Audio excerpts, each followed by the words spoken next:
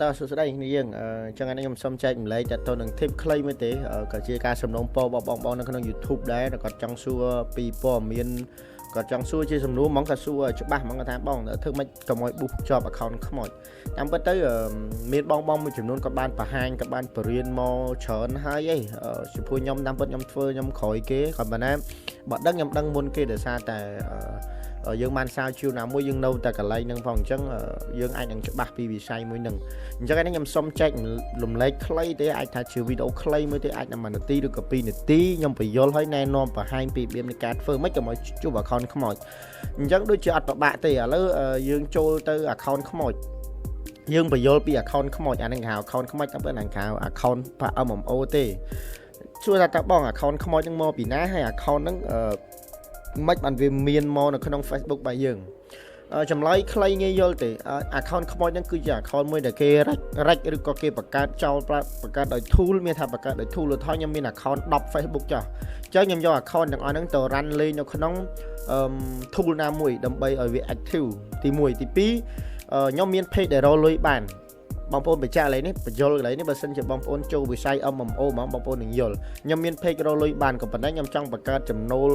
មួយទៀតឲ្យវាកាន់តែមានខ្ញុំយក account ទាំងអស់ហ្នឹងដាក់ក្នុង tool ហើយខ្ញុំមក click link មានក្នុងពាណិជ្ជកម្មរបស់ខ្ញុំអញ្ចឹងខ្ញុំសូមបញ្យល់ឥឡូវនេះបន្តិចឧទាហរណ៍ add in Facebook ខ្ញុំដាក់ FB ណាFB អញ្ចឹងតើតើនឹង add ហ្នឹងមានថានៅពេលដែលខ្ញុំ post Facebook នេះបងប្អូនបញ្ជាក់ណាអញ្ចឹងខ្ញុំសូមបញ្យល់ឡើងនេះតិចខ្ញុំសូមបញ្យល់ឡើងនេះនៅពេលដែលខ្ញុំពុំតែ post Facebook អញ្ចឹងវាតែងតែមានពាណិជ្ជកម្ម load មកហើយអញ្ចឹងវាតែងតែមានពាណិជ្ជកម្ម load មកក្នុងនេះចុះថាមកបងប្អូនលេងនៅក្នុង Facebook លេងក្នុងអីទាំងអស់គឺបងប្អូនតែងតែមានពាណិជ្ជកម្មក៏ប៉ុន្តែខ្ញុំ focus តែក្នុងពាណិជ្ជកម្មលើ Facebook មួយទេមានថា page ហ្នឹងគឺរកលុយបានឧទាហរណ៍ page ខ្ញុំរកលុយបានអញ្ចឹងនៅពេលដែលខ្ញុំមើលវីដេអូសុកវាសាប់តែចេញពាណិជ្ជកម្មអញ្ចឹងនៅពេលដែលយើងคลิกពាណិជ្ជកម្មមួយវានឹងបានលុយមកយើងអញ្ចឹងហើយទើបខ្ញុំបង្កើតជា tool មួយដើម្បីខ្ញុំចំ account ឬក៏ខ្ញុំបង្កើត account មកដើម្បីឲ្យคลิกពាណិជ្ជកម្មទៅលើវីដេអូរបស់ខ្ញុំដែលរកលុយហ្នឹងបញ្ជាក់ម្ដងទៀតខ្ញុំមាន page មួយរកលុយបានខ្ញុំចង់បង្កើតចំណូលបន្ថែមជាធម្មតាយើងផុសទៅវាមិនសូវផ្ទុះទេត្រូវអត់ក៏ប៉ុន្តែខ្ញុំមាន account 100 account ឬក៏1000 account ឬក៏មានកុំព្យូទ័រ4 5ឬក៏ phone farm អីចឹងទៅខ្ញុំទៅ click ពាណិជ្ជកម្មនៅក្នុង Facebook page ហ្នឹងឲ្យរកលុយបានមានថាខ្ញុំមានពាណិជ្ជកម្មនៅក្នុងហ្នឹងដើម្បីរកលុយបានក៏ប៉ុន្តែអ្នកមើលចូលជាធម្មជាតិហ្នឹងវាខ្លីពេកវាតិចពេកអញ្ចឹងទើបខ្ញុំយក account ទាំងអស់ហ្នឹងជា tool មួយសម្រាប់ run ឬក៏ click ពាណិជ្ជកម្មខ្លួនឯងចម្លែកកន្លែងហ្នឹងគឺសង្ឃឹមថាបងប្អូននឹងស្ដាប់បានក៏ហើយងាយនឹងយល់ព្រោះខ្ញុំបញ្យល់នេះខ្ញុំបញ្យល់បងប្អូនឲ្យអស់តែម្ដងខ្ញុំអត់មានលាក់មានលៀមទេអញ្ចឹងហើយនៅពេលដែលយើង boost ទៅវាតែងតែជប់ account ខ្មោចក៏ប៉ុន្តែយើងមានវិធីសាស្ត្រការពារកុំឲ្យពួកនឹងមកប៉ះពាល់យើងឬក៏កុំឲ្យពួកនឹងមក click ពាណិជ្ជកម្មយើងនាំតែខាតពេលខាតលុយអ្នកខ្លះមានលុយ100ទៅ boost ផង boost ទៅបានតែ account ខ្មោចអញ្ចឹងពេលខ្លះវាខាតរឿងច្រើនដែរអញ្ចឹង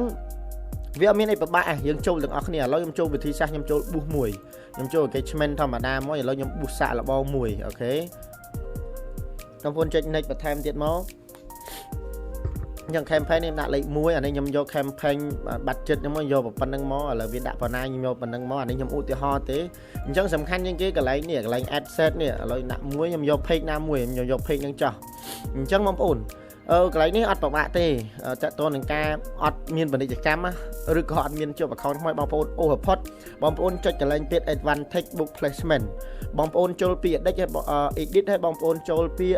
normal ជាធម្មតាបងប្អូនខ្លះគាត់ boost ពីក្រៅពីអីហ្នឹងវា tip ពីច្រើនវាចូលអាកន្លែង recommend ប៉ះវាហ្នឹងហើយប៉ះ Facebook ហ្នឹងហើយអញ្ចឹងបងប្អូនចុចពាក្យថា normal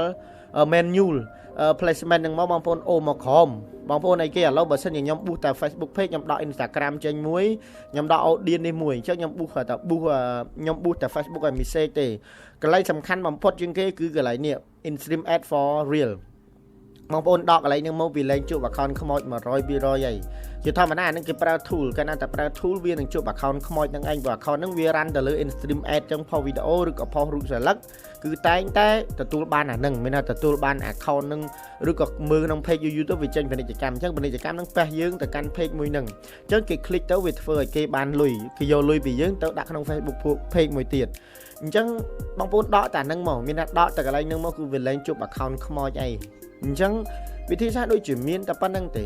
វាសំខាន់ជាងគេអ្នកខ្លះគាត់អត់ធ្លាប់ធ្វើអ្នកខ្លះគាត់ប៊ូសទៅតាមទូរស័ព្ទអ្នកខ្លះគាត់ប៊ូសទៅតាម iPad អ្នកខ្លះគាត់ប៊ូសឲ្យគាត់ចុចយកអញ្ចឹងបងប្អូនមុននឹងចូលរៀនឬក៏មុននឹងប៊ូសអីមួយបងប្អូនគួរតែរៀនឲ្យច្បាស់វិធីសាស្ត្រនៃការប៊ូសដើម្បីការពារព្រោះអាធម្មតាហ្នឹងបងប្អូនចាយលុយទៅរៀន30ឬក៏50រៀលឧទាហរណ៍បងប្អូនប៊ូសមួយថ្ងៃ20រៀលបងប្អូនសម័យរូបភាពមើលតែ2-3ថ្ងៃបងប្អូនស្មើនឹងលុយថ្លៃរៀលហើយខាតដែរអត់ដឹងទិសទៅបន់ទៀតតែបើបងប្អូនទៅរៀនឲ្យច្បាស់ហើយមកអនុវត្តខ្ញុំជឿចាស់ថាបងប្អូននឹងធ្វើបានអញ្ចឹងនេះគឺជាចំណេះ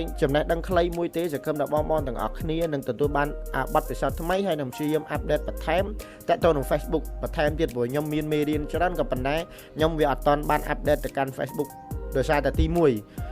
វាថ្មីរហូតមុននឹងខ្ញុំចង់ធ្វើអីមួយដល់ពេលចូលទៅមើលវាអាប់ដេតបាត់ហើយដល់ពេលវាអាប់ដេតតាំងមកធ្វើអីធ្វើអត់ត្រូវអញ្ចឹងមានន័យថាខ្ញុំត្រូវតែធ្វើថ្មីរហូតជូនបងប្អូនទាំងអស់គ្នាអញ្ចឹងពីខ្ញុំបាទមានតែប៉ុណ្្នឹងអរគុណច្រើន